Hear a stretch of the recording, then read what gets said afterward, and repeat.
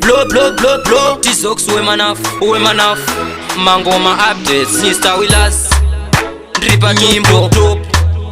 Baba Wesi T-Sox me attack a real bad man Dripa top Dikati vimbane ni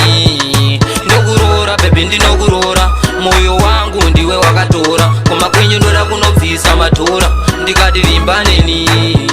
Ndinogurora baby ndinogurora Moyo wangu ndiwe wakatora Kumba kwenye ndoda kunovisa matora Nimbo kunjoinga nerudo ngemaselo Ndinofara paepa unoti talelo Body shape bo ende une boot Fresh and clean kuchena kunge vat Vano kunetsa vae vaudze wakwane Unoverengeka iwewe pane vamwe Rudo vaviri love you for two Tobatanedza rudo kunge ganda netatu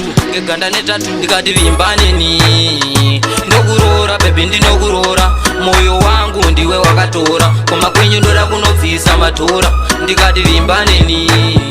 Ndinogurora baby ndinogurora Moyo wangu ndiwe wakatora Kumba kwenye ndoda kunovisa matora Ndiwe chete unondizora bata Ndinonzwa manyukunyuku pa unondibata Sasulumani tongoti kata Aiwa levo rako kumakata You are my woman my Cinderella Nyangwe kuchinaya ndiwe yangu umbrella Awo yelele Ndiwe waita ini ndiperere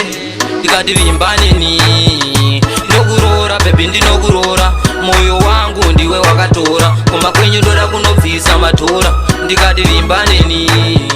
Ndinogurora baby ndinogurora Moyo wangu ndiwe wakatora Kumba kwenye ndoda kunovisa matora Nimbo kunjoinga nerudo ngemaselo Ndinofara paepa unoti talelo Body shape bo ende une boot Fresh and clean kuchena kunge vat Vano kunetsa vae vaudze wakwane Unoverengeka iwewe pane vamwe Rudo vaviri love you for two Tobatanedza rudo kunge ganda netatu Ndikati vimbane ni Ndogurora baby ndinogurora Moyo wangu ndiwe wakatora Koma kwenye ndoda kunovisa matora Ndikati vimbane ni Ndinogurora baby ndinogurora Moyo wangu ndiwe wakatora Kumba kwenye ndoda kunovisa matora